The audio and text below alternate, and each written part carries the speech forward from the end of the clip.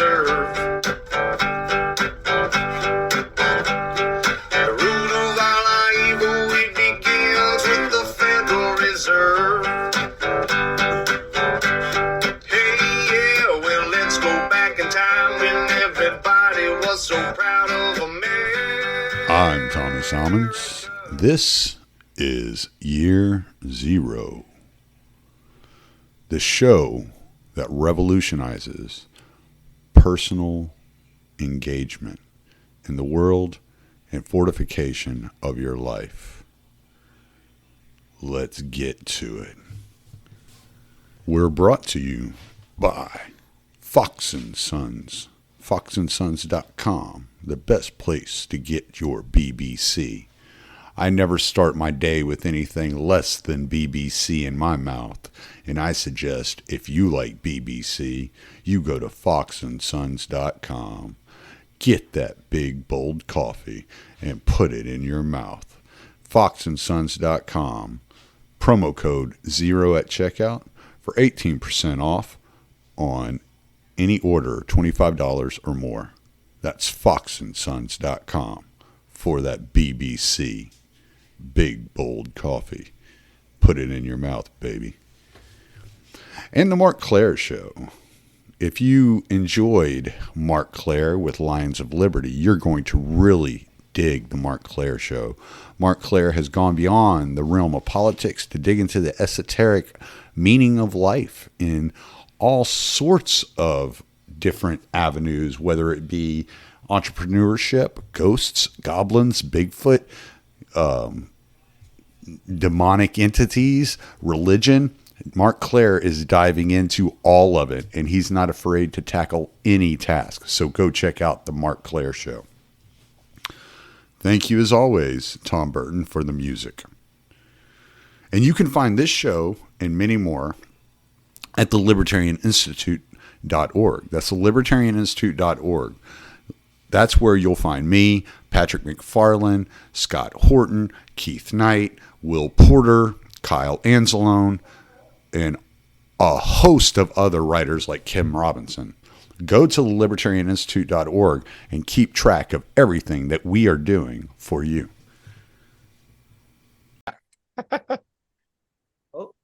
Okay. We are here to talk nastiness on Year Zero. I got Buck Johnson, Julie Mastrine. How are y'all doing? Good.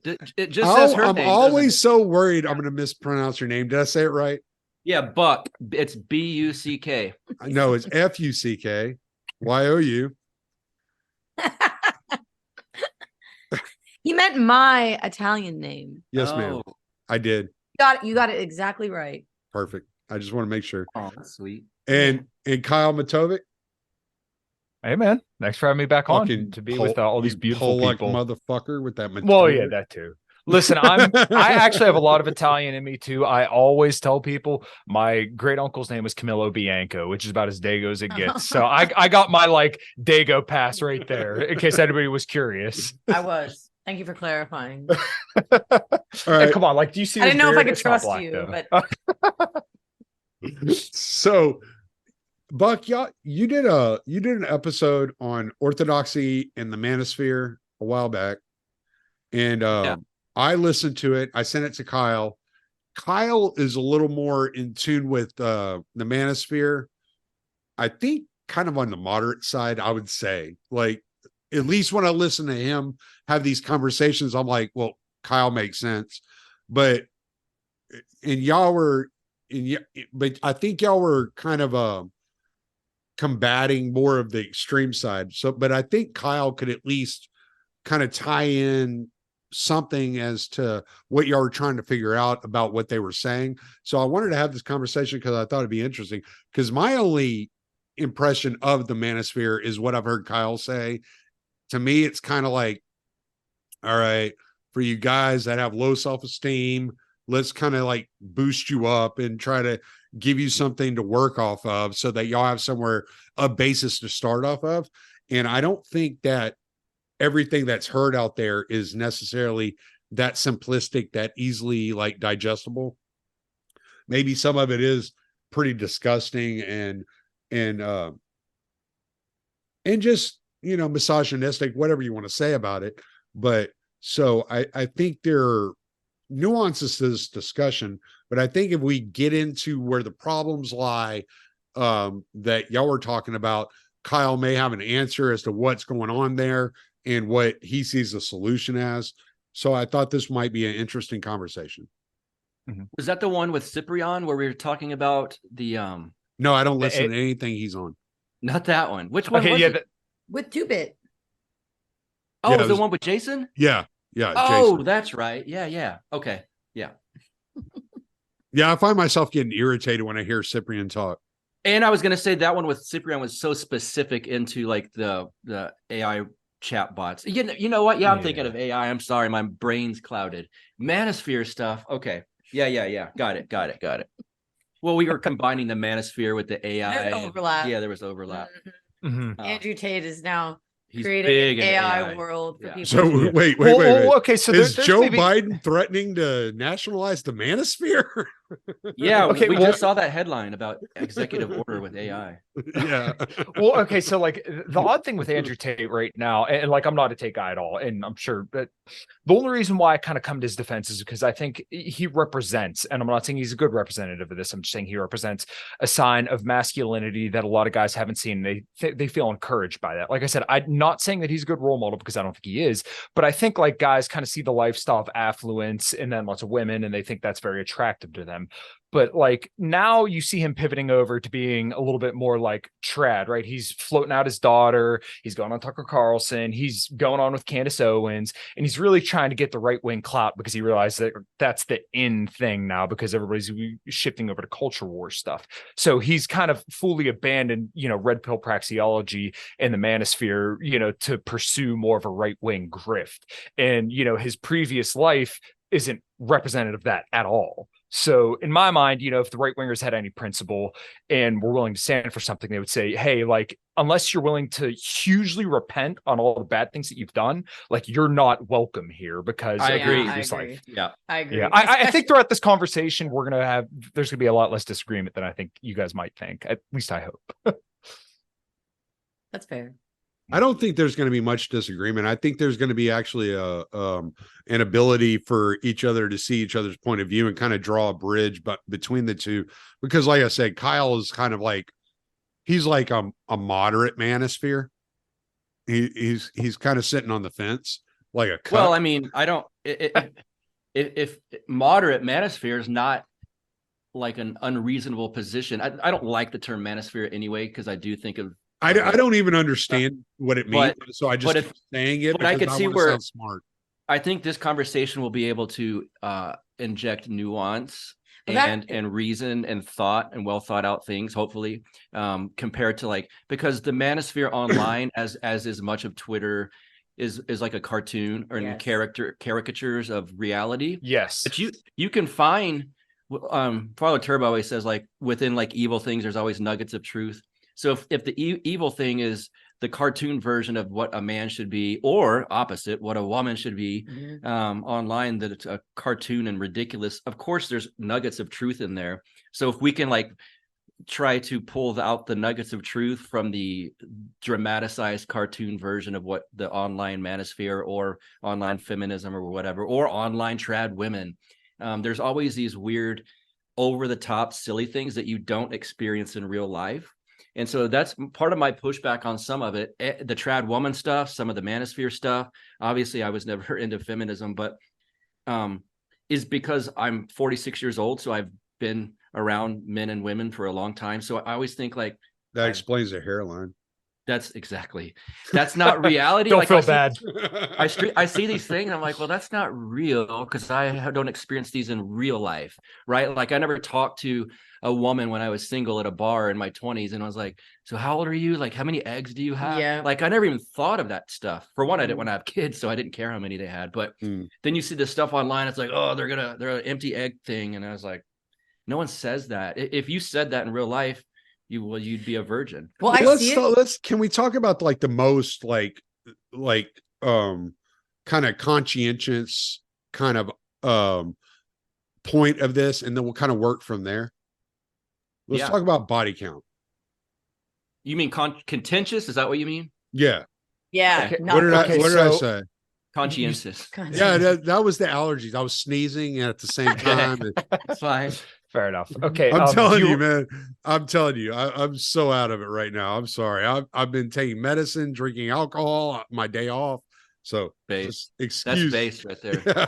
I I'm hate just trying to clear the sinuses up before I go to work tomorrow. You get some smelling salts or something like that and eat some I jalapenos. gotta You'll be all do right. something, man. I gotta do something.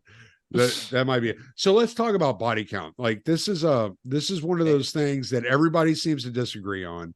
I think Kyle might have a slight disagreement on y'all on this. So let's dig into this and then let's kind of like work from that angle.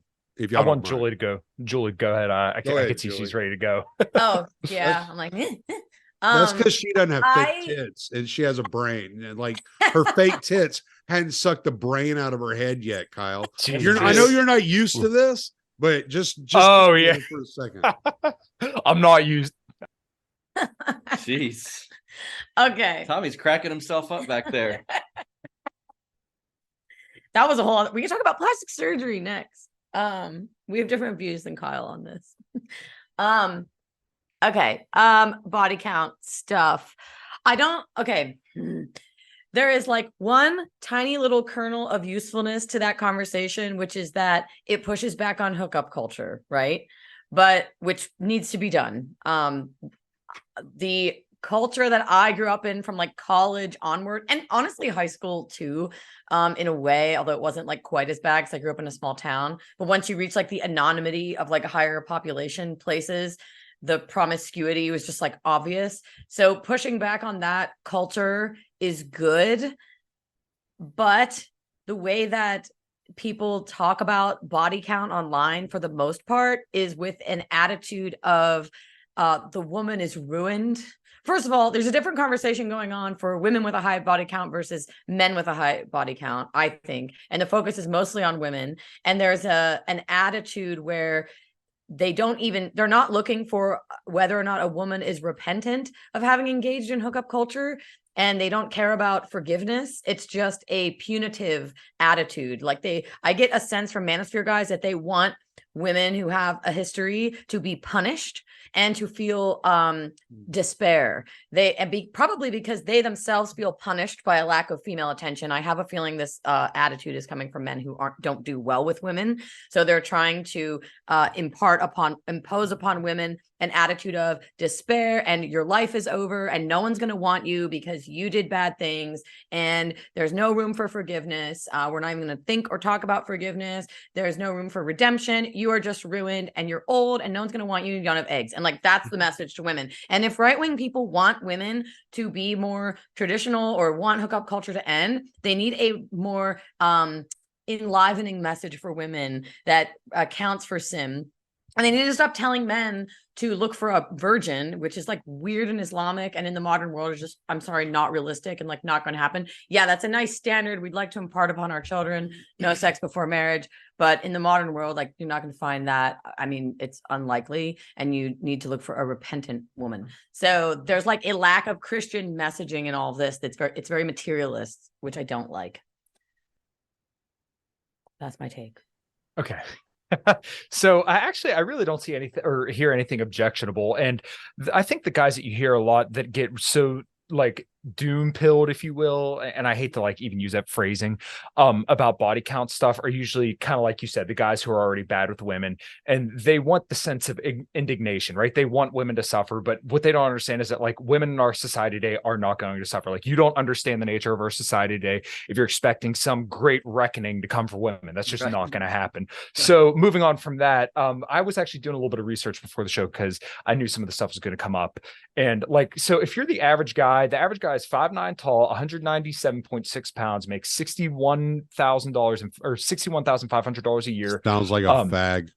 Yeah, well, and has had about 6.3 partners, whereas the average woman has had about 4.3 sexual partners, is 5'4" and 170.8 pounds. So if you're I'd like to say as the man, I topped them on every one of those levels. Exactly. And so do I. Okay, well, and then even if you were going to strength stats, believe me, I'm sure that you and I absolutely crushed those guys. And like, yeah, like their average bench press is I don't 120, like you know? my entire life. I've averaged $42,000 a year, and I've had women chasing me my entire life. So I don't know what these people's problem is. well, okay, so like the idea is that when you do look at some research, and yeah, it's going to say that women with a higher body count are more likely to divorce you and be less happy in a marriage. But that being said, it's normally because, you know, if a woman's going to divorce you, it's probably because there are other things that lead up to that. And women don't leave men that they're happy with, right? Yeah. Right. And I think, Kyle, just to throw in some nuance, and I'm sure you would agree with this, it's relative, right? Like 4.9 or whatever, 5 men to me is not a high body count. If the woman's been with like 200 men, then you might be looking at some different issues going on. But 5, that's like 5. I've been with 5 men before I was 20. No, wait, I'm just joking. Well, and I think something that's lost in this conversation is that like there's this idea in the manosphere that all women want like the highest value man, meaning they want the guy that they can get that makes the most money or whatever. But like in reality, like people who are lower class, like lower income, tend to marry people of lower income. People who are middle income tend to marry people who are middle income. People who are high, like people match up based on like who they're coming into contact with. Like it's rare that like a waitress at an Applebee's is gonna like marry a millionaire. She's not gonna come into contact with him. Like people marry on their level. It's about their perceptions, because a woman's going to obviously go for a guy who she sees as her better option, right? She doesn't want to marry a guy who's necessarily equal to her, but like perceptually, like if this guy's more attractive, let's say he makes more money, or there's something in that equation that makes him look like a better deal to her. I disagree slightly though. I think many women marry what they consider to be someone on their level. I actually think it's on your level or above. Sure, but the average woman does prefer a guy who makes about 58% more than she does. He might prefer that, but in reality, I think a lot of women they're okay if he's I do think I think the bridge here is that you make more money than a lot of women. If Kyle's talking about like an average woman making, I don't know, 35 to... the average woman makes, I think it's about like most women in their lives will not pass $43,000. Right. I was just looking at these stats, and so like the average woman who might make more than that, then obviously her options are going to be significantly different. So yeah, this changes the whole conversation. When you start like if it's about, a $35,000 a year salary for a woman, it would be tough to hope for a $35,000 a year salary for your options. A $35,000 difference. Yeah, it'd be rough. Yeah. I think women want to marry up. They want someone who improves their lives. Yeah. But I also think a lot of the time people do marry their... I mean, I think it's more... Hold on. Let me ask this question. Sure. Because I don't think a man wants to marry someone that doesn't improve their life. I think what a man views as improving our life as opposed to what a woman views as improving her life is different though. When I think what a man's looking for is different than what a woman's looking for. And that's what it boils down to, really. And I think what the manosphere is attempting to do, whether they're doing it poorly or not, you know, some of them I'm certain are like just pigs, and that, which is fine with me because I find that funny. But they're attempting to give men a map to follow to make themselves more attractive to women. Yes. Whereas a woman, her attractiveness to a man doesn't really depend on her value as far as what she can bring in. It's more as what she can offer as far as like comfort and love. And I know men are, you know, we're squirrely little pigs. I mean, we like to look at something pretty too, but aesthetics aren't everything for a man. There's a lot more to offer to a man. You know, there's that old saying, the way to a man's heart is through his stomach. And there's a lot true with that. You should eat half the food I eat. You'd be in love with my wife too. You know, it's just the way it goes. That's my girlfriend. Yeah, she is your girlfriend. She loves you to death. She dumped Matt for you, man. Yeah. You should be proud. That's a pretty dude. He always says, and like on Twitter and stuff, I used to date Matt But no, I dumped him for Buck, Uh, and Tommy's my husband. Yeah. Yeah, it's I'm like, just what are we it's talking it's about? just a joke. My wife's just goofy. She has a crush on anyone who resembles Bruce Willis in any way. Mm. Okay. I never thought about that, but that's a fair point. Okay. Yeah, no, I totally see it, but I gotta say, Buck's Die probably a little bit more Hard, the attractive. Orthodox version. So like, I think one of the problems here is that, like, if you listen to like the OG Manosphere guys, so like a lot of the guys I listen to, RP Thor, Rollo Tomasi, Ryan Stone, a lot of these guys' content is actually sometimes shaped around long-term relationships, and like, hey, red pill is a praxeology, or like what the Manosphere is shaped around is considered red pill praxeology. So it's not an ideology, it's not a movement, it's not any of these things. It's just basically, hey, let's give men a set of tools to make their lives better, so that way they can pursue whatever goals they have. Which a lot of the time it typically is guys who want to, like, hey, I want to get a little bit better with women, so I'm going to learn this kind of information, or become less unattractive and become more attractive, so that way I can make my life a little bit better. So that way, hey, maybe I can, maybe I want to do the spinning plates where I date multiple women for a period of time and then move on to a monogamous relationship, and then I'm happy in that instance. I think that's where a lot of people go. And I think what you hear online are a lot of guys, the guys that we're talking about, they didn't need the Manosphere's permission to be assholes. They were going to be assholes no matter what. It's just the Manosphere that already, that they're basically saying, oh, well, I listened to this information, so I'm going to take this information and beat women over the head with it. Well, once again, red pill praxeology is just information, right? You can use it. It's like fire. You can use it to cook your food, or you can use it to burn down your house. And I think some people want to burn down their house, but you don't hear from the guys that, like, hey, I went on and I got married and I'm living a great life now. I got a better income. And actually, like, this information also helped me do better at my job. Like, you don't hear from those guys, but you'll hear from all the guys who just were going to be assholes and fuck ups no matter what they did. Yeah, that's a fair point. I think especially to the, go ahead, Tommy. I was just going to say, like, I think if you asked like Julie why she was attracted to Buck, though, she wouldn't be like, because he was an upgrade on my financial like well-being. No, she would not think that at all. I think it would be much more to the point that the way he held himself like actually gave me confidence in being involved in this relationship and in what the future may hold.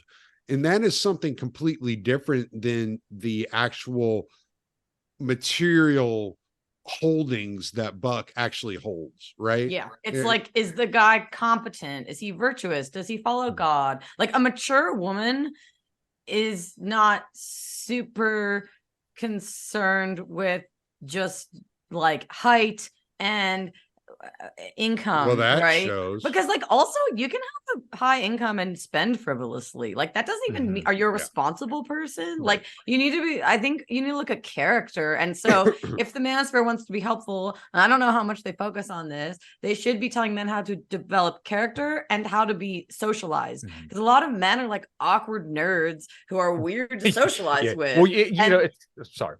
It's okay. I'll just that would help. Well, there are a lot of guys in the Manosphere. Hold on, Kyle. Let Buck say what he was going to say a second ago. I'm sorry. Yes, mine wasn't important. This Julie is leading Kyle into a good topic. I was just going to say, like, the praxeology, of course, made me think of libertarianism, and it's the same way. Libertarianism can give you information. This guy's bitter about his previous ideology. No, I'm just playing. I'm just joking. I'm joking. I was going to compliment it in the same way that Kyle's talking about the Manosphere thing. Like, you can take the knowledge and be like, okay, got it. This will help me in life. This will help me financially or in business or in interactions with people. Or you can go online and be like, I know everything because I read all the books, and you're an idiot, and I'm right. And you can burn down the house. Yeah, why don't you read something, bro? Yeah, bro, pick up Rothbard, bro. Right. It's very similar things, but you can do that with we can do that in the Orthodox world. I've seen it done where we learn what we think is, what I know it to be the capital T truth. And then we can go online and go, oh, you're a heretic. You're this, you're that. Your church doesn't follow Christ. My church was first. And there's even that within Orthodoxy. So I think it's a fallen human temptation to take this new knowledge that makes you feel better about inside of you and outside of you, and to sometimes beat people over the head with it.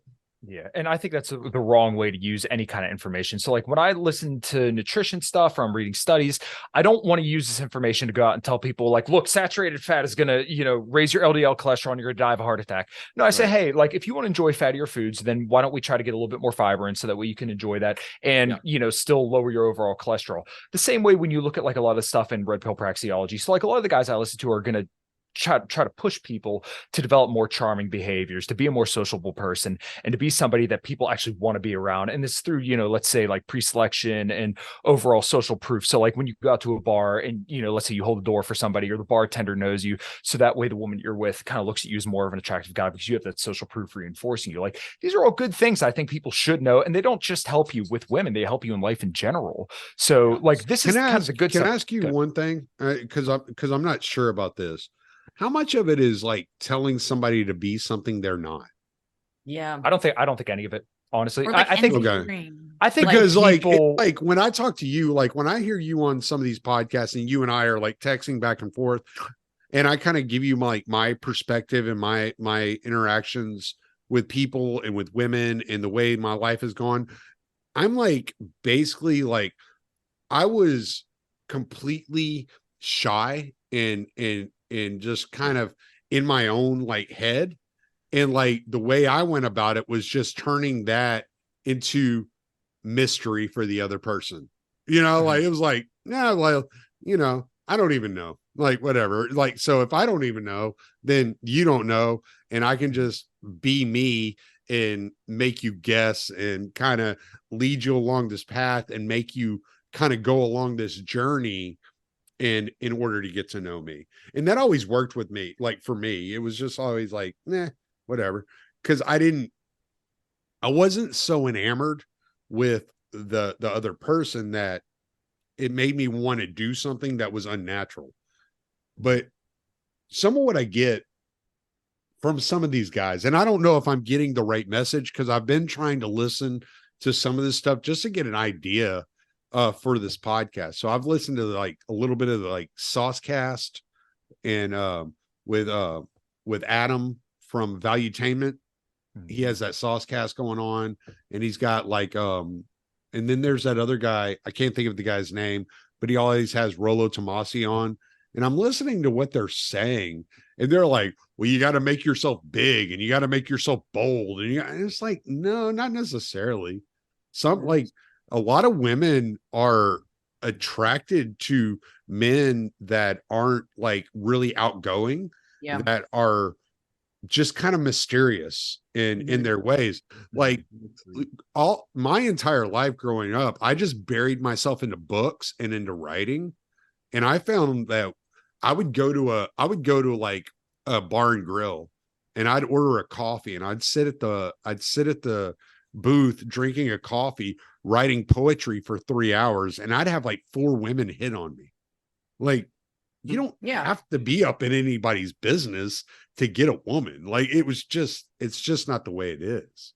I think there's I don't listen to the manosphere guys, to be quite honest, but I think it's possible that there should be more nuance within their discussions, because I do work in a, for the most part, masculine job for 25 years now. So I've seen different generations of young men come in, and there are some more so now than there was 10 years ago that do need some sort of like, dude, you have to like be better socially. You're awkward. You look at your phone. There is that with young men now that I see. So I want someone to help them like get their head out of their ass kind of thing, because there's very strange and awkward young men now that are just weird and like lost. Sometimes live with their parents or just want to play video games. I find all of that a bit disturbing.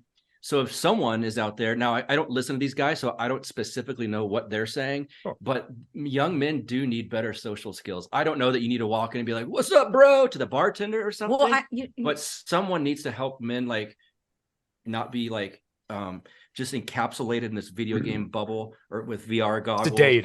sedated and soft. Well, what it is they haven't been like forged in any fire, so they don't know what they're made of. And so then women aren't attracted to that because I think deep down on some primal level, women are looking for a man they could trust to like protect them or stand up for them. So a lot of these guys don't even know, they don't have that confidence in themselves. Like you can just tell they haven't been through anything. I remember meeting this guy once. He was a couple years younger than me. So he's a millennial. And I was living in San Francisco. So like the average person I met there was what you just described, kind of just like a tech guy who like was kind of weak and soy. It's super autistic. Yeah, but then I met this guy, and he had done a lot of what do you call it, like backcountry backpacking, where he was like alone in the middle of nowhere, and I mean like far out in like Montana or Yellowstone or like whatever. And he had like all these stories about like, you know, having his tent on the top of a mountain in a thunderstorm. Now he had to hold it up and this and he had like clearly done things that were hard, and there was just like a thing with him where he was just more like interesting and trustworthy and like, and so and I'm sure like hopefully after these guys have been firemen for a while, that'll like shape them. But it does seem like men and not women need some sort of like external hardship that shapes them into like formative, confident men. And so with it feels like in today's environment, we don't have masculinity rituals like past societies had that were kind of like codified and formal. Even like you said, like in my job, and I know probably Kyle and Tommy's growing up in their jobs, the bullying aspect, the poking. Make hazing great again. Yeah, Right, well, because she's told me like, all you guys bully these young kids in your job. Like men need that. You're trying to toughen them, and the You white know, I collar mean, jobs don't you do listen that. to the way I like talk to Buck and Kyle when we first get on, and we just start bullshitting, and I'm like, I'm just kind of bullying, not really bullying, but we're like giving each other a hard time. Talking we're shit, poking and Because prodding. you're- You're like, we're just being That's how men. men communicate. That's just But what it's not we even do. just that. I think you guys are trying to toughen each other up because that's necessary to have like a brotherhood. Like you want. Well, it's not even that. It's like there's also this aspect of like, if you can't put up with me being a fucking dick to you for just 2 seconds, You're not worth knowing my that I time. love you, That's- then you're not worth my time. Because That's like what I'm saying. Buck Like, and Kyle both, like all three of us have a relationship. And if I were to say like Buck, you're short, and he were to get upset and fucking walk off the fucking podcast, I'd be like, well, this is fucking ridiculous. Like, what the fuck did Buck get all butthurt? I would get pissed off that he got all butthurt about it. So there's like this kind of like, there's this kind of back and forth that we do to each other, like him talking about my wife being his girlfriend. Like, it's just like, we're just fucking around. We're having a good time. Like, everybody's fine. Nobody's getting like their feelings hurt. But there are kids today. There are not even just kids, Tommy. I think maybe like men in their 30s, because but all three they're of us still guys, kids. They're still fair. kids. Yes, but the three of the spiritually. men in this conversation aren't familiar with some of the types of men that she has worked with, and she's told me That's stories. fair. Yeah. And That's I'm like, fair. oh my That's god. fair. yeah, you Well, guys. but- are But see, like, if you come from like my background, right? So like I was raised in a very like hardcore blue collar background. My parents got divorced when I was very young. And then my mom led me through some really, really intense relationships she had that led me to being abused. And then she got back with my dad, right? And so my parents did that too. right, like, when I was 6 years old, my parents got back together. They'd been married ever since. And so it's like one of these things that I went through the hardship very young. And so I grew up like looking at people going, "Why the fuck are you acting like a bitch?" Like you get like, now I'm in my 40s, but I remember being in my teens, and some kid at school saying, "I'm going to get my dad to kick your ass." Yeah, like, right. I had a 30-year-old beating my ass when I was 4 years old. What's your dad got? Like, your dad ain't got shit. Like, and that's just that mentality, and it brings something out. Yeah, there's an edge to it. And there is something uncouth about the behavior that I do offer unto the world. But at the same time, there's also something that people are attracted to, because they're like, oh, okay, this guy's not going to be shook by some bullshit. you know? Right. Yeah. All right. That's So going to an earlier point though that I wanted to kind of ask Julie about, and she could tell me whether I'm full of shit or not. But you not knowing everything about Buck is somewhat attractive and like interesting to you because you don't have him figured out, right? Like I think most women want to know a guy that that there's still something like to them that they don't know. I'm not saying like anything bad, but like you've yet to crack the code, right? Like there's something interesting You cracked about him. Do you see what I'm saying? not really. I don't. Okay. I don't know. I don't. That doesn't really hit with me. Like Okay, I but feel like Tommy was Kyle, basically I'm saying easy like to crack. he's but I mean like basically somebody that seems interesting and maybe Well, you she don't thinks know so. entirely. I mean, I don't know about I cracked mysterious. it. So Yeah. Yeah, I don't know about. I don't feel like there's something mysterious that I'm like not. Well, no, that I but need to maybe that's the crack. wrong word, but like something that you find interesting that like you want to know more about him because Yeah, it's like well, Buck's not an depth in his introvert. fan. The Yeah. whole mystery comes around introverts. I'm an introvert by nature. Like this whole persona y'all see on podcasts, and Buck will tell you this is who I am with people I know, but right. I am only like this with people I know or on the podcast. If you meet me at Childeberg and I see you for the first time and I've just met you, you'll get a hi from me, maybe a handshake, and I kind of go on my own way and I'll go hang out with Buck. You know, like I go hang out with the people I know, but because naturally I'm an introvert. So Okay.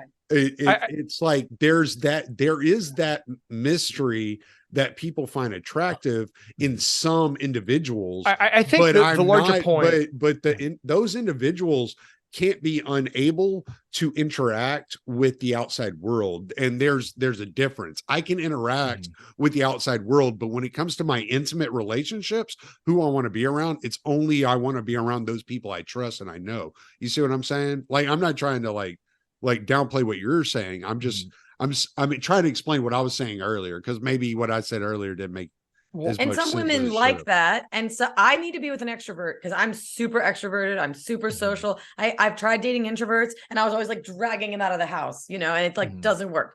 Yes, But good luck Buck's very getting me to extroverted. go anywhere. I'm a truck driver. I drive all the fucking time. I don't want to be in a car after I get off work. Like, nope. That's fair. I don't really like cars. But Maybe Kyle, maybe this. I want to hear more about what you were thinking. Yeah. And one of the things Julie told me, especially relative to the introvert prior to me, that she's like, you're so good in social situations. Like I can take you to this group or this group, and like you talk to people. And my ex was like, walk off and be like, let's go or something. So I think if there's a part that like she wants to know more or appreciates more, it'd be something in that way. yeah, it's like I think there's a thing I've talked about with my female friends. It's like you don't want to. Well, maybe some women don't care about this, but it's like I don't want to have to babysit you in a social situation. And some Right. men are so like it's different than being an introvert. Like you said, you can interact, right? But like there are women people who don't want to like refuse to right. interact. And Yeah. so that I mean, so to that's what I was be saying. fair, I turn on something else. I turn on humor. And I use humor to disarm the whole situation, I do and that that often. keeps me at arm's length. That's right. But The larger point I was trying to make was basically that, like you want to have somebody that like has kind of their own narrative about you, right? And I'm not saying like good or bad. Like you want somebody that feels like they could be part of that story, where like they don't know but they feel a future with you. Does that make sense? That's kind of more what I was getting at. Not necessarily like mystique or anything like that, but like I would imagine that most women probably want to feel like, hey, this guy is somebody that I like and I want to be with and I want to know more about them. And like, hey, they almost have like a preset narrative in their head of how they want things to be with you in particular, because, you know, you've developed yourself as a guy to kind of be the desirable person. Yeah. Yeah. I mean, I guess that makes sense. It's sometimes I hate that term. Sometimes the journey in the relationship is Mark hates that term too. Stop using I know that term. we hate it together. Understandable. Is that you can have a preconceived notion, like, and I think that's natural human. I can assume that I had one about Julie just because I think I do that with people. And there's little things here and there that I'm like, that's a little bit of a thing I didn't predict, if that makes sense. And I like that. I actually love it. Just little things like her analytical mind that I didn't realize she had. Just little things. I'll be like, oh, you're wise. You know, not like I didn't think she was, but it's little surprises that are nice to come up on you. Yeah. Well, okay. So maybe one thing that I guess I could kind of plug in there is that like one of the things I love about my wife is that when she is just absolutely hysterical without like trying, like she could be very, very, very funny. And if any of you guys ever get to meet my wife, which hopefully one day all you guys do, she's not like a loud, gregarious person. She's almost kind of an introvert, but like there's sometimes where she'll just have a comment and it just rolls right off her tongue and is the funniest thing in the world. And like I don't see that from her a lot. And like the world that knows her, like her work world, thinks of her one way, like, oh, she's a super nice person. Well, I know her as a little bit more like, I don't say cranky, but like, you know, we obviously have a much different relationship than the rest of the people that she works with does. But like, you know, I get to see when she makes these little quirks or stuff like that. But one of the things that made me very attracted to my wife was the fact that I knew that she could change over time, right? Like in a good way, where like she had an anger issues at one point, and I saw her work through that. And then also like, yes, us both having very similar values. Yeah. Like if someone has demonstrated that they've been able to like process new information, or I think even what you're talking about is have self-reflexive awareness. Like it's really important to be like, I'm this type of way. Maybe that's not good. Maybe I should I change it? Should I not? Whatever. Like, and that's important to look for because if you're going to have a relationship over a long time, you both, I think, need to be able to do that. Change together. Yeah. Can I interrupt here? And I want to ask something that I think is very important. And Kyle and I have kind of touched on this a little bit, but I don't think you and I have ever like, at least publicly, spoke about like what our views are on what marriage is and what the purpose of marriage is. And I think maybe this is where the big crux is not necessarily marriage itself, but what the relationship between men and women are supposed to be. And maybe this is where the difference lies, right? So if each of y'all would go and give what you believe that relationship is supposed to be between a man and a woman, either long term, like what is it supposed to be for the marriage, and where it comes from, what the meaning of it is, and what the ultimate goal is. I think that's ultimately where all of us kind of, I wouldn't say split paths, but there are some nuances that we're not discussing in this conversation. Go ahead, Kyle, you start. Okay, so I believe that marriage is just between one man, one woman, closed on his end, closed on her end. And it's a vow that you make to somebody that you're going to spend the rest of your life with that person. Once again, just like the vows say in sickness and health and whatever all the vows were that I said. Actually, almost a year ago, my wife and I are going on our anniversary cruise. Oh, shit, he's doomed. Can't even remember a year out. No, it's November 12th, 2022 is when I got married, and it will be year November 12th, 2023. So and I was blessed to be invited by video. I got to watch. I got to watch. Watch the stream. You streamed your wedding for it was only to people that like, you know, that couldn't make it, because actually there was part of our wedding party that unfortunately had to cancel because her flight, because there was a hurricane in Orlando and she was going to drive over, so kind of sucked for that. But so I just believe it's between one man, one woman, closed on his end, closed on her end, because there are some marriages that are open, and like, I don't know, if you have an open marriage, I don't consider that really a marriage, because once again, I think it's between one man, one woman, and generally the goal is to have children. But like in our current context, most people get married usually just as a vow, and then I would say probably, I don't know the date on this, but like most of the time people plan to have kids, but there are some people that just get married and, you know, stay married for the rest of their lives. I think that was short and sweet. Yeah. Well, like the Orthodox Church says that it's about helping each other get to heaven. I think there's an inner world aspect to that, where it's like, I reflect you and you reflect me, and I'm going to be brutally honest with you, and you need to be brutally honest with me. It's beautiful. And and if there's some shit here, like, we're going to work it out together, and we're not going to leave, and we're going to tie up the threads of our lives together to make it harder for it to untangle. And part of that, I do think, is it's for the sake of both of you, but also for the sake of children. But as far as a goal, I think it's to help each other like become better and get to heaven. And I do think there is, my priest also says a lot of the point of marriage is to have children. So there's that aspect, but that's not to say that couples who can't have children or don't have children that's like an illegitimate marriage. I don't think that is what makes Oh marriage. yeah, tell Sarah that. Who's Sarah? Abraham's my wife. wife. Oh, I thought you were talking about my wife. No, Oh, she. I was what? talking Old Moses' wife? Testament. I was talking Oh, Old sorry. Testament. Oh, I was like, who? Yeah, but like, Sorry, You gotta be specific. You gotta be Sorry. specific. Yeah, sorry, my bad. This is my humor. It gets me in trouble sometimes. Yeah. that's a real beautiful answer. You can keep going. yeah, I think, Yeah, you can keep I've going, I'm I've sorry. had kind of weird questions about marriage as a twin, because it's almost like being born married, but then like truly life has been tied up with another person's for 32 years. Mm. But she's my sister. But it is like a marriage in a weird way. I have like very deep like theological questions about being born a twin that are also related to marriage, because I also believe the marriage is between a man and a woman. So I'm like, okay, so this is, I'm not married to my sister, but like kind of, because our lives are tied up together, and we assist each other. I don't know, there's just like weird stuff there. Can I ask you about this? Because you might have a different view on this than I do, Julie. Mhm. One of the things I thought of, like once I converted to Orthodoxy and started like really digging in, is that marriage was something that God granted us and gifted us in order to learn how to love, so that we knew how to dedicate ourselves to something other than ourselves. Yeah, selflessness. And then it taught us how to actually love, not like infatuation love. It taught us how to actually love.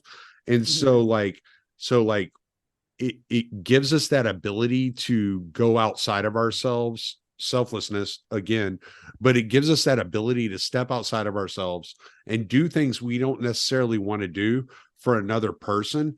And if we can learn to do that for another person, and then we look at the relationship that we have with God, and we start utilizing that kind of dictum in moving towards a closer relationship with God and doing those things we don't want to do to get ourselves closer to God. It's kind of like it's like marriage is put in place in order to strengthen that relationship with God. Yeah. Yep. Well, it is in the Orthodox Church. If I remember, I mean, I've been to a few Orthodox weddings where we call them, what is it, the crowning ceremonies, where we don't face each other. No. Right. Mm-mm. It's a crowning of martyrdom, like your death unto self. Mm. I've also heard Orthodox people say marriage is like also a funeral, because I guess I've heard secular people say the same thing.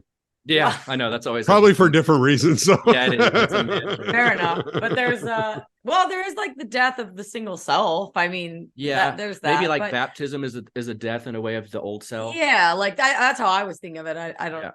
Yeah. But there is the aspect of how we look at it as martyrdom, and selflessness.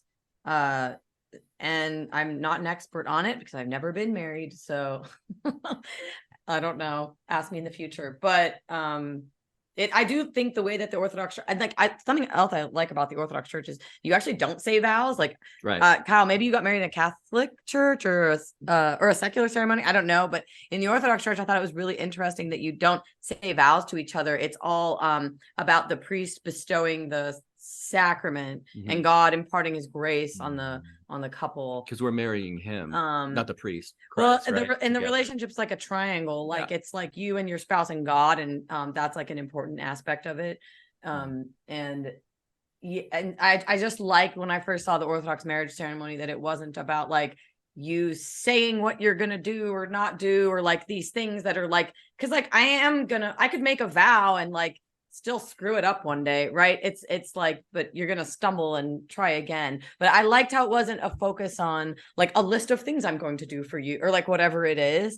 It's just a sacrament, and it's mysterious, and they crown the couple because they are martyrs and kings and queens of their household, in like, I guess the kingdom of God. I might be butchering No, all that's this. pretty close. A priest should probably be speaking on it. But anyway, the way that the Orthodox Church speaks on marriage seems correct to me. Yeah. And it has depth and mystery. Like there's stuff I don't understand about marriage, to be honest. Sometimes I'm like, what? How does that even happen for people? Like they live 40, 30, or, you know, like decades together. I mean, there's something like honestly crazy about it too. It's hard to wrap my head around, but reality is hard to wrap my head around. So one thing that I think where we may depart a little bit, and it's not for, you know, I'm not happy to say any of this, but like, I had James Sexton, who's probably, you know, he's making the rounds on all the big podcasts. He was on Lex Friedman. the divorce lawyer. Yeah, he was on my podcast. I was just listening to him. Yeah, yeah, he was on. yours? Yeah, he was on my show about 2 weeks ago. He's an awesome guy. But Okay. you know, he's very, very well read on all this stuff, obviously. And Mhm. like, so we're in a world today where Aaron Clarey, who's a guy from the Manosphere, kind of quotes it as like a post-marriage society where, okay, well, a majority of marriages end in divorce. And like, not a huge majority, but we're talking 56%. So that is a slight majority. And I think it's largely because, you know, we're not quite like people aren't really going in for the right reasons, or maybe they're just getting married too fast. So like part of the reason why Redpill was so attractive to me, like the Manosphere stuff, was kind of so that way I could educate myself, because I knew I wanted to get married. I knew I wanted to have a family. Where could I pick up the information to make my life as good as possible? And what information do I need to know before I enter a marriage? Okay, so when you start looking into this stuff, you find that people who were, you know, together for 2 or 3 years and said that they felt they knew their partners very well, tend to have better marriages, happier marriages, and longer marriages than people who didn't. So, you know, not to say that like you should live your life by every single data point, but like observe some of this stuff and then kind of talk around and throw these ideas around your head and say like, okay, well, what works for me? What doesn't? You know, for my wife and I, we were together for, you know, I want to say almost 4 years before we got married. And then now, you know, we're about a year married, and, you know, we're going to hopefully have kids next year. But, you know, a lot of this stuff was very, very important to me because I wanted to try to do everything I could to make sure that, you know, our lives were to be as prosperous as possible, because both her and I had, my childhood was definitely rougher than hers, but like, you know, to you guys' point earlier about like a man is sort of made in, you know, so many words, was you know, my mom had cancer 3 times growing up. My mom and dad split when I was young. My mom worked 100 hours a week. I mean, it was brutal. We moved probably a dozen times when I was a kid, lost houses left and right. So, you know, I went through those trials and tribulations when I was very young. And then I get into the blue collar world, and I'm making $7.25 an hour, which is minimum wage here in Pennsylvania, as Julie would know. Working on cars. You know, I was just talking today about, you know, lifting these like 80-pound wheels and tires on these lifted trucks. And I had my boss, my dispatcher, tell me every single day, you're not paid to think, you're paid to do. You do what I tell you when you do it. You show up on time, you show up early. And now I see these kids that kind of go in to work now. They got their head down. They're not really working that hard. And I kind of like see where the struggles in my life, I wouldn't trade them for anything. Like obviously the suffering that my mom felt, I wish she didn't have to go through that. But like I'm grateful for the suffering that I had to go through to make me a better person, and that ultimately put me in the position that I am today, which made me, you know, a reliable man, I would like to believe. And, you know, somebody that my wife genuinely desired, to the point that, you know, she decided to say yes when I asked her to marry me, you know, 1.5 years ago. And I think that's a way that a lot of people should kind of look at this stuff. It's like, hey, what information is going to help me and what isn't going to help me? Like the people that you see that are just burning down the neighborhood, once again, these people didn't need anybody's permission. They're like the same people who are school shooters. They're going to go shoot up the neighborhood, you know, whether they have a gun or not. If they'd go stab people if they could. Like pathological people are always going to be pathological people. And the people that you see elevating Pearl, who's just clowning women for clowning people's sake, like that's it's such a spoof, and it doesn't help anybody out, because there is legitimate work to be done for guys to make their lives better, so and that way women. Absolutely right.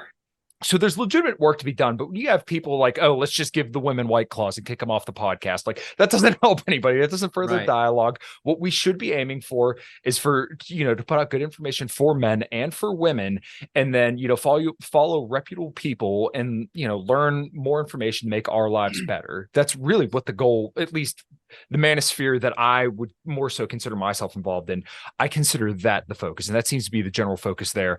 But the manosphere that most people see is just, let's give women white claws, kick them off the podcast, and then yell at women because they're not virgins or something like that. Like that's the advertised stuff. And it's a shame, because like I said, there's a lot of work to be done that needs to be done. And there's a sad circular aspect of all of this, because I don't know the chicken or the egg, which came first. I'm not sure that it matters, but like you have feminism basically poisoning modern society, at least since I'd say the last 50 years. And then since birth control in the 60s. Fair enough. Since at least second wave, we can say. And then you've got this weird reaction by the men that there's like cartoon versions, like I said. And so it's that like women are like, oh, you don't need a man. You can be by yourself forever, girl. Go be a boss bitch and all this stuff.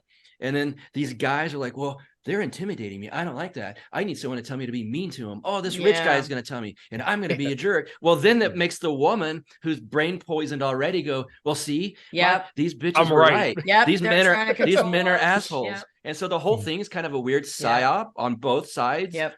And I don't mean psyop like there's people a psyop is just an idea that gets functionally out there. It functions. It functions as a psyop. And so you've got these bitter groups on both sides that are just fighting. And it's like, be quiet, shut up, and listen. Everyone calm down, find nuance in these discussions. For the women, not all men hate you, not all men are evil. The 50s weren't a bad time. For men, these women were poisoned. Like, at least be graceful and forgiving and try to understand why they think what they do, and maybe prove them wrong by being a good man yourself. And then that could help them tear down some of these walls, and it's a lot of scarring that's been built up. That's what happens. Can we dig into this a little bit, Buck? Because I want to get your response on this, because if anybody on this podcast is a man, it's Buck. Like, I think Kyle and myself would both agree with that.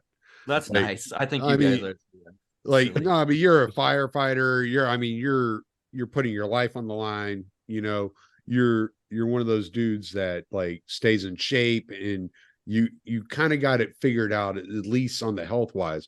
So as successful as you are in being a man in your masculinity, what made you turn to orthodoxy? What was the vulnerability that you saw in yourself that you were like, yeah, I need something different? Well, that's a great question, first of all. And I'm so used to telling the story from a different perspective than that part of it. So I have to think real quick, and I can do that on my feet. I would say that there were plenty of people complimenting me, such as you just did.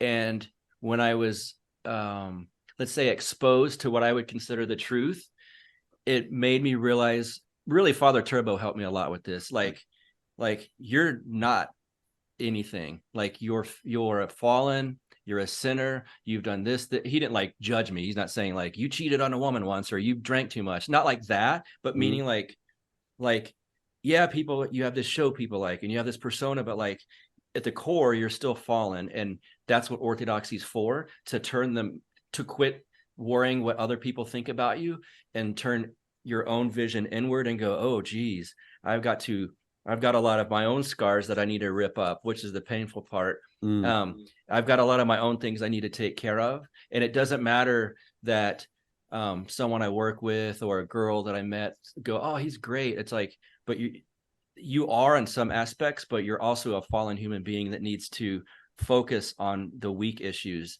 And so that kind of helped, I guess, and just to accept the humility and go, he's right. That's crappy, but it's true. And so that, I think that's part of it. And maybe being like in a pretty good career and in decent shape, like actually could in some ways contribute to negative aspects, because you become sure of yourself, or then you could become arrogant about things or prideful in what you know because you read all these books. And so I think it helps to kind of rip all that open and go like, here's the core, here's some areas you could work on. Just be humble and be quiet and try to work through it. And it's always, you fall and you get up, you get to an argument online or whatever, and I'm like, dang it, I fell into the old me again. And so it's just this constant, it's like you're climbing a wall, and every once in a while, one of those things when you're doing rock climbing or whatever at the gym, like one breaks off and you're like, god dang it, but I got the string, I've got the safety, which is Christ. Right. You got the safety to hold you back up, and just keep climbing. That's a good metaphor. I like that. It is. Yeah. So I found that with me, it was like It was like no matter how together everything looked, it never felt right. I could see that It too. just never felt right. It was like Yes. no matter how well I was doing financially, no matter how well I was doing in my relationships, no matter how well everything was going, it never quite felt good. It was just like it was Huh. off. Well, that's because you weren't. Well, we Yeah. know that's why. Yeah. It was always off. Well, there's there was still always there's still something that needs to be filled. Yeah, I was always Okay. trying to like figure it out. And so Like I an was always unfulfilled. Yeah. yeah, sense? and I was Yeah. always fighting and clawing. that- And what that created within me, that created bitterness towards the outside world. Oh, interesting. So like it would make me fight harder against things. Mm. So I would find things that I disagreed with, and I would be like, well, if I could fix that, you know, like I'll fix, yeah. and that's where libertarianism like worked. Correct. Right? Like, Yeah. because I was like, oh, this fixes everything. So I'll just Oh. argue with everybody. Yeah. So you know? wanted like a political external solution. Yeah. It instead was of the only external solution I could find because nothing Wow. else worked. Like, and you for- don't need to for fix decades. that. You need to fix this. Right. It's this. It's Yeah. not that. But Right. you're always looking for something on the outside. You're pointing fingers. I found the political just because I was so unhappy. I was looking for something to blame it on. Mhm. Mm. And there was nothing else to blame it on. Right. Yeah, and to I'd your gone point, through my Tommy- second divorce. I'd gone through my second divorce. After my second divorce, I decided to go over the road and start being an over the road truck driver instead of just driving locally in Houston, which I had done for 12 years. So I started driving. There was no one else around me. There was Wow. nobody to blame. I had to find something. So I found politics. I found Yeah. libertarianism. I found politics. It was like, ugh. After like 3 months driving in complete silence, going, okay, I'm agnostic. I don't believe in God. I blah, blah, blah, blah, blah, blah, blah. All right, I figured that out. But what's all this angst I feel? What is this? And so I started looking for an outlet. And I found politics. I found libertarianism. And I started digging into that. And I was like, that's it. These people are the problem. It's not me. It's not me. It's this person. It's the president. It's the government. It's the Yeah. mayor. Like whoever. Yeah. Yeah. It is those people too. What but were you about to ask? They don't have I was just to relate it to the manosphere thing because you can use this, and to Kyle's point, like if there is a more nuanced, for lack of a better term, wholesome version of this that's just trying to help young guys kind of understand where they're at in life and be a little bit more social and not so strange or awkward, that's probably worth it. But if it externalizes and you're like, blame the women for this or blame whatever, my university, well, it They'll could be the blame university, feminism. the blame, Yeah. like try to pull back on some of that. And it's like, right. Like I just said, you said, well, blame the president. Yes, that's bad too. Yeah. Well, But there's also it'll stuff build in here. character. It'll build character to take it upon yourself and work Yes. on it yourself. Yep. And I'm assuming Kyle agrees with that because lifting weights and doing heavy stuff takes that inward. I mean, you have Kyle to, can't lift it no sucks. weights. And so does being a mechanic. You know, these aren't things where you're like, well, screw everyone. I'm at fault, or they're all at fault and I suck. When you lift weights heavy and you're in a blue collar job, you don't have the propensity to look externally and blame everything else for your problems, typically, in my experience. Yeah, I'm beyond blessed at this point now that I got to say I'm probably in the best shop I've ever worked in 10 years. The group of guys I work with are just absolutely beyond phenomenal. And it's kind of weird for me to be one of the top dogs too. So like whenever the oldest guy or the second, I should say the lead tech isn't there, then I'm kind of the lead guy. So Yes. It's very, very weird for me to be at this Kind of point in fun, my though. career. Yeah, It's it fun is. when It they is. look up to you. It's kind of weird, but fun. Yeah, it is. But you know, I that kind of goes to a manosphere point of like social proof, where like people look to you as like a contextual alpha, and as cringy as that is, they look at you as somebody, as an authority and as somebody to look up to. But yeah, absolutely. When it comes to like lifting weights and fixing cars and stuff like that, it's very objective, which is nice because like Correct. I tried to go for 520 pounds on the deadlift this past weekend and I couldn't get it up. I almost got it off the ground, but I didn't quite. 500 pounds. Oh, look, it we came got a off the ground. vulnerability out of Kyle too. There's plenty of them, I promise. If you weigh objectivity- 520 pounds, just jump on his ass. The objectivity of lifting weights is one of the best parts of it, because 500 pounds is 500 pounds. It doesn't care what you think about it or what mood you're in or who influenced you. If 500 pounds is 500 pounds, you can lift it or you can't. Yep, exactly. I always love that about it. Yeah, that's one of the lessons from CT Fletcher, who's one of the first people that like got me into weightlifting. I love yeah. him. Oh my God. Yeah. One of my favorites. Yes, dude. He's a trip. Yeah, but that's kind of what I've always liked about it. And same deal with like cars, at least with like electrical stuff. And maybe that's why I'm a little bit more of like an electrical whiz, is that like even taking the ASE test, which are like the automotive service excellence test, there's an objective answer to every single electrical question. Like when you're looking at a certain, multimeter or like a broken wire or something like that, this wire is broken somewhere. Like 12 volts isn't going from the battery to this specific module at this specific time. There's an objective answer. Yep. Yeah. Hey, Buck, it's been a little over an hour. Do y'all want to give y'all's like little closing statements, plug it, whatever y'all got to plug? I know y'all had stuff to do. Ladies first. Okay. What do I want to plug? I want to plug my podcast with my twin, although we're not great at getting episodes out every week, but we have episodes sometimes. And they are twins. I'm trying to motivate. And we're twins. Yeah. So that's exciting. That's the Mystic Sisters podcast, and we have a Substack as well. Where do you find that at? On YouTube. Sorry, I'm not good at plugging. You guys are more seasoned with your You can find me at counterflowpodcast.com. I'm about to watch the premiere when I discuss Israel and the Orthodox Church. I'm sure that won't get any type of negative feedback whatsoever. Never. Counterflow Podcast, just search it on YouTube. Everyone listening to this knows how to do that kind of thing. Good deal, man. Well, y'all have a good evening. I know y'all got things to do. I appreciate y'all. Are y'all sticking around? Y'all gonna keep going? I'm gonna talk to Kyle for a few minutes. All right, cool. Well, I'm gonna watch this. So if we close out and you're like, God, they were lame, we're gonna know. You'll know. My wife's gonna come in. I'll say it right. I'm gonna say it right now. I'm gonna get I'm dragging my wife in here in a little bit. So whenever we close it out. Good to chat with both of you guys. Yeah, for sure. I really enjoyed it. It's always great. It's always great to talk to y'all. I appreciate got a lovely y'all state, Kyle. Oh, thank you. All right.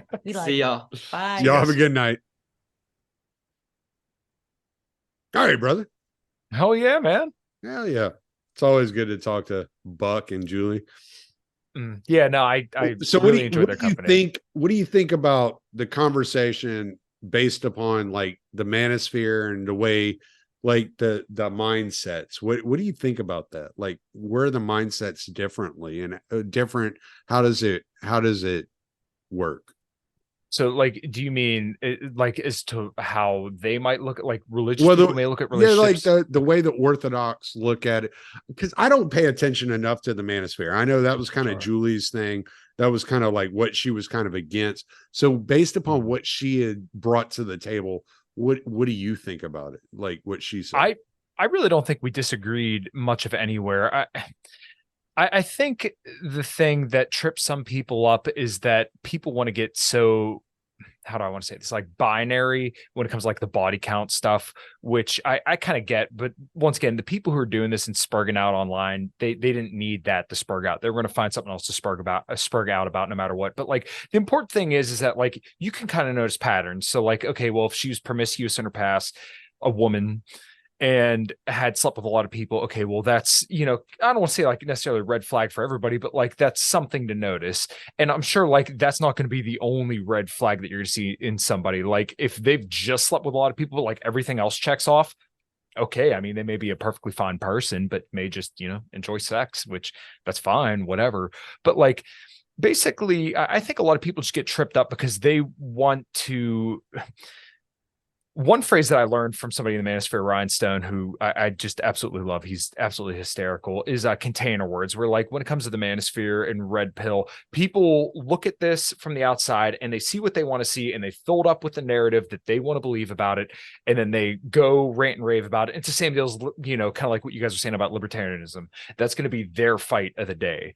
Now the reason why, once again, I look at the manosphere so positively is because I think that if you're looking for the right information, which isn't hard to find, but unfortunately so many people stepped in to bastardize it, you're not going to find the information so easily, but there is good information there where you can learn how to be, a more attractive person overall, where it's going to help you beyond just with men or, just with women, but also in your job and stuff, which once again, that's where I found a lot of my success. And that's kind of why I defend it so much, is because it's worked well for me. And there's tons of other guys that it worked well for, but you just won't hear about it because probably what they did is they consumed the content. They're not terminally online, and then like it improved their lives. And then, maybe they got married, had a bunch of kids, or maybe, they live a good life where they make a good income and they have, maybe a main chick and then some other side chicks that are perfectly willing to be in that kind of set. And then they live their lives and they're not screaming at the women. Like, I think that's probably where a lot of people are listening to this content.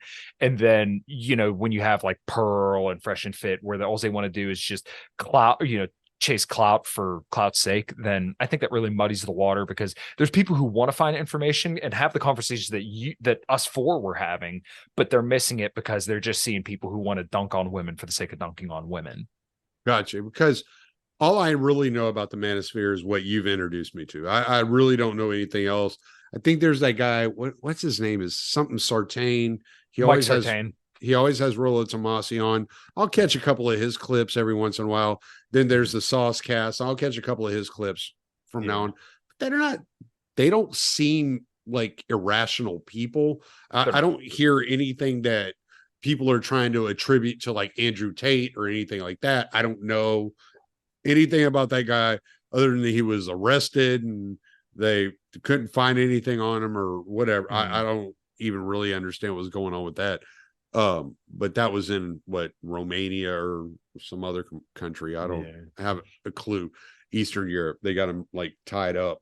So like whenever I look at like what you're saying, I'm like, yeah, like what Kyle's saying makes sense. Like it's kind of like one of my things is like I'm naturally an introvert. Now I've learned to be more outgoing and to deal with people. Some of it was for defensive purposes. Like I said earlier, it was easier to be like, I'm like open with you, and it's very easy when you and I are in a conversation, I can be a little bit more open.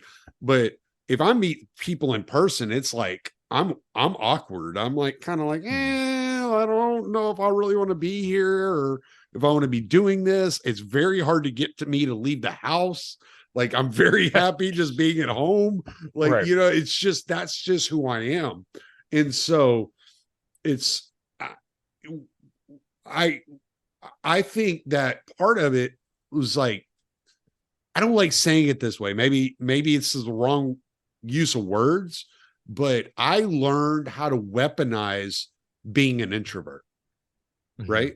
So I learned how to make women chase me from being an introvert, because I wasn't going to go pursue a woman. I knew that. That's not my personality. I'm not going to go pursue a woman. So like I had to figure out how to make my personality interesting enough to make women want to pursue me. That's what I did.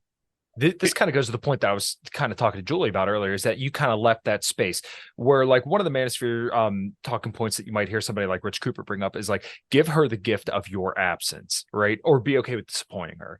And that's not to say like you should constantly let your girlfriend or whatever woman that's in your life down, but like you want to leave that space so that way there's something to be desired, right? Because like one thing that I see a lot of guys do when they start talking to women, they just lay it all on the table and then they instantly kill the attraction.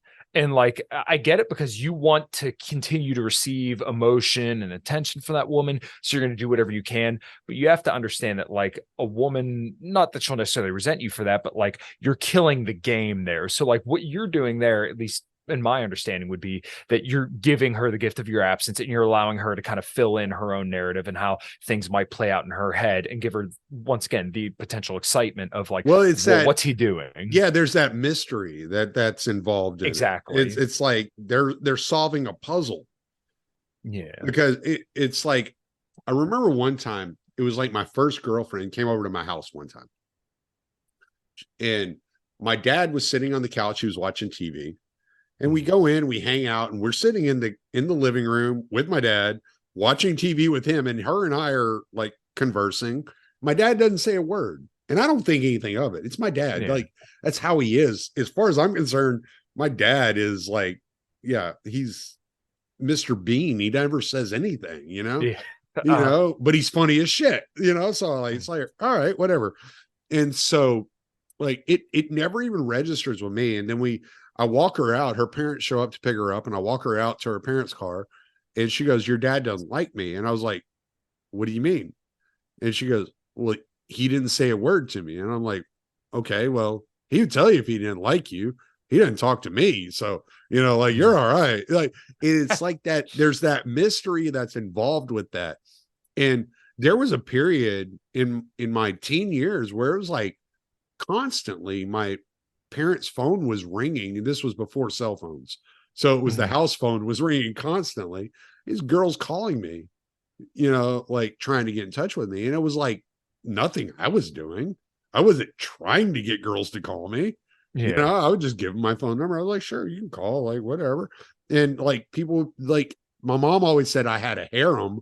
I wasn't Mr. Big back in the day. I wasn't running around with a bunch of girls.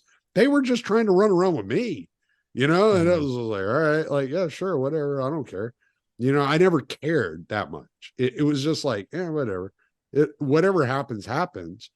And so it's been to that extent to where I've been married 3 times. I have 5 kids, like, as far as like getting women, I've never had an issue, like it. And so it's like, I don't understand. I don't get it. I don't get the whole incel movement, I guess, and why the manosphere is necessary, because it's like, it wasn't around for me. And Okay, like, well, I figured it out. Like, well, I mean, we're also dealing with a completely, and I mean, you probably caught a little bit more of the tail end of this, but like, average women don't want average men at this point. And I know Julie disputed that a little bit, but like, once again, the average woman wants a man who is her equal, but makes 58% more. And well, that's looking at that is your data point that you're talking off of, right? That, like, that's what you're using, a data point. Well, that's one of them. And then also, okay, let's also talk about like 30% of men have not had sex within the last year. What about a lot of guys what about what I said about Buck, though, right? Like, you don't care. Like, if a woman meets Buck, she doesn't care what he makes. No, but once again, you see what I'm saying? He has other things that are qualifying factors about him. And that's the thing, is that like a lot of these guys that I'm talking about that probably aren't getting laid, or maybe are having trouble with women, are probably the same kind of guys that don't have that same, kind of presence, where like, I'm a tall, in shape kind of guy. So, obviously it's not hard for me to be good with women. Even when I was fatter, I still didn't have trouble with women, because people have told me that I have seemingly a very genuine personality, and that I think I'm a pretty sociable person. I think I'm an enjoyable person to be around. So that's why it was never an issue. But don't you think, doesn't confidence play more into it than your income? I mean, does your income increase your confidence? Maybe that could be it. I would think I would say it's probably both. Like, obviously, if you get a pay raise, you're gonna feel a little bit better about yourself. But like, one of the things that a lot of, one of the first things that you should. Some people are like me and they're delusional. Well, there definitely are delusional people, but like, one of the first things that you should do as a guy, like if you're looking to improve your situation or change your mind about yourself, is to just start working out. Because the moment you start working out, once again, you have objective answers about what you can do, and you have objective measurements of how you can improve. So that's why, exercise and stuff like that is going to be very important. And then you're going to be less unattractive and more attractive, which, like, a lot of the stuff, once again, from the guys that I'm listening to, are just telling you what I think are mostly basic truths.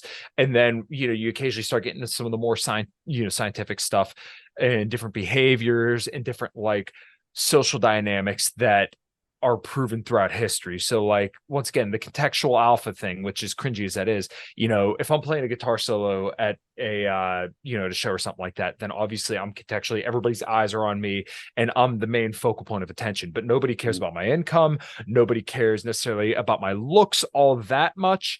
But I'm the main focal point here. So that's another like way of not only like social proof, but also being, kind of the person that everybody wants to be, and everybody wants to like.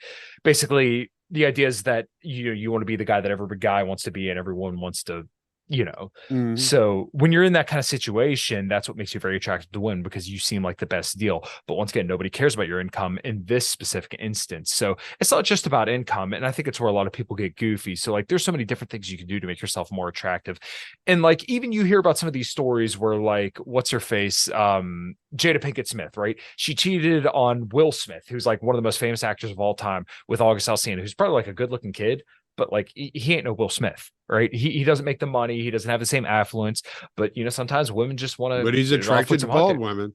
But Yeah. I mean, not me, but like, then you even hear about Steve Harvey, where his wife, everyone knows who fucking Steve Harvey is. His wife ran around on him too with a fucking like a bouncer. So, I'm not to say that women are purely sexual creatures, but there are some times when women have a genuine desire for a guy, and I think that in a relationship is a good is thing. it possible? Did that guy offer them something that the success and the money didn't? Yes, And exactly. That's the thing, and that's what you're trying to figure out. And I think that's what it was with me. Is I offered something different than what every other guy offered. Right. Like there was some sort of security in being near me that maybe it maybe not even physical security. Maybe it was emotional security. I don't know. But there was something about being in my presence with my humor and the way I fucking approach things and interact with life that women enjoyed, that they didn't find the enjoyment with other men. You see what I'm saying? Like, I don't think it's necessarily financial. I think men make it financial because we don't know any other way of quantifying what we're witnessing.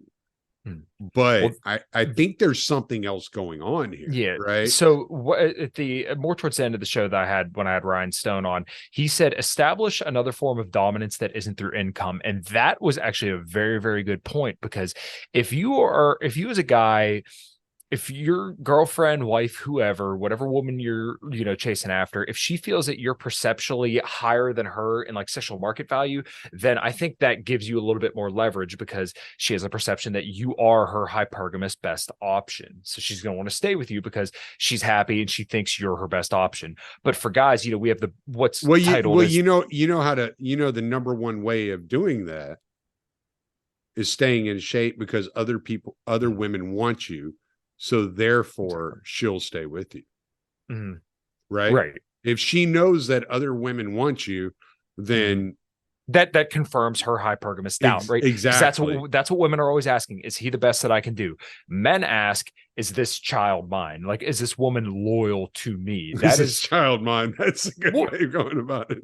I mean, that is it though. No, that's fair. It's fair. It's just a funny way of like phrasing it. It is. But like, what did that mean to our lizard brains back, 50,000 years ago? That meant that we were dead. Our lineage didn't go on. So obviously, that they say with people with open relationships, you have to learn to eroticize your jealousy instinct. Like, no, there's a reason why we had that. That's because we wanted to know the fucking kid's ours, right? We don't want to get cucked. Like that is death for guys. So like, I don't know, if my wife came home tomorrow and said, hey, I just ran it out with another dude, I'd be like, oh, guess what? Your shit's on the curb. You're out. That should be the default response for most guys. But now, I think a lot of guys are willing to compromise like their sexual strategy, which is, unlimited access to unlimited sexuality and, obviously passing on their lineage to get sexual access. So like they'll say, okay, well, yeah, you can run around on me. Or what is the most popular thing now, which isn't necessarily like cheating, but it is like, to the woman's brain, being on social media and posting thirst traps and getting all this attention from other guys rather than just getting the validation from her husband or boyfriend. Do you think the men that are poly have low self-esteem? Because that's what I see. I think so. I mean, if it's a guy who's okay with his woman being with other men, I would think that it's kind of like a chicken or the egg thing. Like, so is he poly because he has no better options, or is he poly because he just doesn't give a fuck? I would think that most guys are probably in the camp like they don't have any better options, so they're willing to compromise loyalty to have access, if that makes sense. Like I see this a lot. That's what I'm saying. They have I would agree with that. They have low self-esteem. They're like, well, I can't get anything else. Right. Well, and this is kind of like one thing that you should do is like, hey, you should want to change your mind about yourself. If that's how you think of yourself, then women are going to see that in you, and no one's going to want to be with you. If you really feel that way about yourself, you have to believe that you're actually worthy of somebody's time and of somebody's attention. And I believe I am. So, for women, this shit just kind of manifests, right? Like, women don't really have to worry about it. For us, we have to build something. I know a woman, and I'm not going to mention names, but I know a woman that still to this day that says she's poly, yet she is with a guy, a fairly new guy, let's say within less than a year, and he's not. And so even though she says she is, nothing's happening. It's just her and him. You know what I'm saying? And there's something about that leadership, that man saying, being assertive and saying, no, that's not what we're doing in this relationship. That's not the way this is going. Right. I think women want that too. They want a guy who can lead. They don't want a guy who's going to be passive and sit by on the sidelines. Like, that's why I like the whole date talk where like, oh, well, where are we going to go to eat? I think a lot of people get frustrated by that. And a woman kind of wants a guy to know, and she wants a guy to generally lead and be, an authority in her life. The problem is today is that in marriage, unfortunately, men don't have the same authority that they once did, where, basically the woman's side of the contract in marriage is completely enforceable by the law. The man's side of the contract is not. And like, I don't really know how you fix that, but that's just kind of the way it is. And that's why I think a lot of guys are starting to opt out of marriage. Yeah, for sure. So I don't know if the manosphere is the solution to the problem. It's not a solution. That's the thing. The red pill praxeology and the manosphere is not a solution. It's just can you explain the difference between the two? Well, the manosphere was basically a derogatory term coined by a feminist who wrote an article entitling the guys who wrote in some of the blogs like So Suave, the Married Red Pill, and some of these different forums. They entitled that the manosphere, so they just kind of ran with it. Okay. Now, red pill praxeology is just basically the practice of neurobiology, psychology, social sciences, to basically improve your life, your dating life, and stuff like that. So it's not meant to be a solution. It's meant to be just information and tools to make your life better. That's all it's supposed to be. People who are telling you that like you should do this, that's not praxeology, right? That's trying to lead. Anybody that's telling you what to do, they're trying to sell you on something, right? Like, I'm not here to tell you what to do. I'm here to explain stuff, give you information, and then hopefully you do with that information what you will and make your life better. And I look at my nutrition information in the same way. I'm going to give you the nutrition information that I know, that I discover, and that I don't research. Eat seed oils, people. This guy's lying to you. You know what, dude? I got a wicked burn on my leg right underneath my tattoo from a seed oil. I was oiling up the griddle and burned it. But yeah, basically like all this stuff should just be treated as tools. Like the people who want you to believe in their ideology or stuff like that, like, no, that's dumb. You are the engineer of your own life. So therefore you need to find the information that's going to help you the best and live your own way. But this is kind of where I think religion can take over for some. And like red pill and religion, or the manosphere and religion, they're not, mutually exclusive. You could be religious and use red pill praxeology to get to your ideal life. And I think that's what, a lot of people do end up doing. And I think that's generally a net good.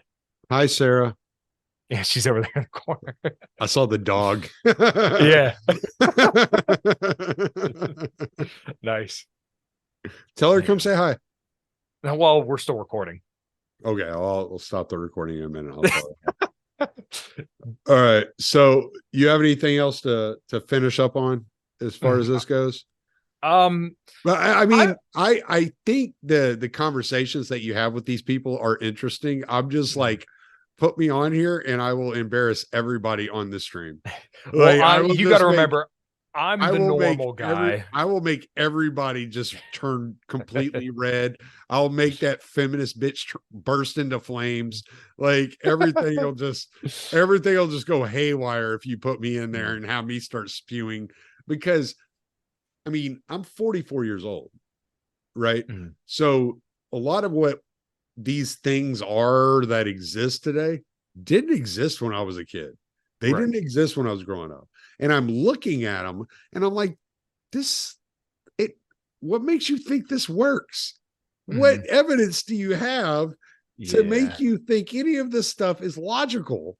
You know, are you a Mormon? Like, what is going on here? You know, it's just to me, it demeans each person that's involved with the relationship. It's demeaning. Yeah. It's like, you're not enough. You're not. Yeah. And if a woman is like, well, I'm poly, then she's telling herself, I'm not enough to please a man.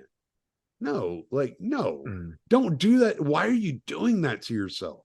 That, to me, that is like so diminishing. I grew up to be confident, and like, it didn't matter what my income was or whatever, right? Like, if somebody wanted to step out on the street and have a fight, I stepped out on the street and I had a fight. If somebody wanted to play a game of football, I played a game of football. If somebody wanted to play a game of basketball, I played a game of basketball, right? But I never thought that I wasn't able to do it. Right. You know, you just see what I'm saying? Like, it was never like, there was never even this contemplation that I was incapable of doing these things. Yeah. And so it's like, it doesn't make sense to me. It's very, to me, it's very demeaning to the individual that's involved. And gotcha. I just find that, I find that disturbing. I'm like, why would you do that to yourself? Why would you put yourself in that situation? Yeah, I think women who are poly probably haven't found a guy that they genuinely desire enough to forsake all others. Like, I legitimately think that's it. And I don't know, maybe I'm wrong. Maybe there are a few people out there, a few women out there that like would feel otherwise. But like, I think that specifically in women, I think it's the opposite. I think it's just like with men. I think anybody who is poly believes that they are not enough to please a person completely. Well, I think men that they have no choice. That it's like, the only way I will be in a relationship is if I'm willing to share that relationship with somebody else. Yeah, sorry, he was chewing on something. I didn't want the puffing of the ball to get into the microphone, but no, get that Zach Wild guitar back there. That one right there. I see it. But I think guys have an innate drive to spread the seed. So basically, you know, unlimited access to unlimited sexuality. Like, there's a reason why we have a sex drive, and our testosterone's like 20 times higher than that of women's. Now, once again, how you deal with that is going to be, you know, up to you, and you could use that productively or you could use that destructively. But like, when it comes to the overall manosphere, I would say read stuff more than you listen to stuff, because unfortunately now we're in the age of clout economics where we'll do anything to get eyes. And unfortunately, sometimes you do have to engage in a little bit of blood sport. But if you read the material, speaking of which, I got to show a nipple. Yeah, there we go. I had to make sure, get this one on Pornhub. Yeah, there you go. Reading some of the information and listening to some of the guys that I kind of mentioned earlier, Ryan Stone and Royal Tomasi are the two guys I listen to probably the most. I think they have very solid, actionable information. And Ryan Stone is even like the long-term relationship guy, where basically he wants to, even his Patreon is based around like, hey, you know, let's say you have a dead bedroom in your marriage. How can we figure out how to make that work for you? Or, you know, maybe give you a little bit more information about like different things you could do in your personal life to make that a little bit more viable for you. So just like the stuff that you see on Twitter, that's not where you're going to find good information. My grandma and grandpa slept in separate bedrooms for 30 years into their marriage. Yeah. So there's more to a relationship than sex. Well, yeah, and I completely agree. But I think, you know, I think you're a fool if you think that guys don't want that. I'm not saying you believe that, but like, obviously a big part in marriage for guys is, you know, sex. And not to say that that's all that there is to it. But, wait till you're that's not happening. Wait till you're 70. Yeah, fair point. But, you know, if all you're feels younger, like sandpaper now. Yeah, like I said, I just believe read the stuff more than you listen. Read some of the old essays, and I think you'll get a better idea of it. And, you know, the prescription, your morality and all that kind of stuff is going to be up to you. Like, anybody that's telling you have to do something, that's not somebody that's giving you, I don't think that's right. Like, your online influencer, your online brand shouldn't be the one to tell you how to live your life. That's completely up to you. Yeah. All right. Plug away, my man. Thanks. Well, I do 5 till midnight on Mondays with Sam Urban. Hopefully that's not too loud. 5 till midnight on Mondays with Sam Urban. I've seen you doing that. I'm like, I got to go on that show. Oh yeah, we'll definitely have you on. You were one of the first people that we talked about having you on. So yeah, us, Sam, or you know, all the guys that I just mentioned, and Adam Nutter as well. Adam's one of my favorites. He's hilarious. Yeah, he's great. Fucking hilarious. Yeah. Our show last night, we basically busted Sam's balls and tried to get him the entire time to stand up in the airport and shout bomb. It was, we were crying. It was fantastic. I said, you need to just go grab like a portable phone charger and just shout from the river to the sea. But yeah, and Liberty Health is my main podcast. I do that about twice a week. I don't know when you're planning on airing this, but Thursday night I'm gonna be having. Okay, yeah, cool. So when you're hearing this, I'll be having Toad on, and then next week I got a couple cool shows coming up, and I'm gonna be going on vacation, and a couple cool episodes for that as well. And then Thursday night, the podcast Cognitive Vigilance with Brandy and Ryan, and we're having Ryan Stone on Thursday night, so that should be a how, and I think that's gonna be a good show as well. Cool. I play in a band, A Common Crown, and we're gonna be on a little bit of a hiatus until springtime. You're on a show talking about your band. I just saw it this popped Sunday. up. This past Sunday, I was on Shut the Punk Up with Ben Weir. There you go. Yeah, it popped up for some reason. It popped up, but it said it wasn't available yet. I think I may have seen it Saturday night when I was checking out the highlights of Francis Ngannou versus Tyson Fury. So maybe yeah. So that was live Sunday, and we're gonna be releasing a new song. You heard it, but I'm super excited to release it, and then probably springtime we're gonna start getting out and doing more shows and all that good stuff. So yeah, I know that's an incredibly long plug list, but there it is. Yeah, check out A Common Crown too. They're fucking badass. I don't like chick singers, but that girl can sing, man. She's got a voice on her. Yeah. That chick can wail, dude. Like for sure. It's impressive. Yeah, for sure. But all right, stop the recording.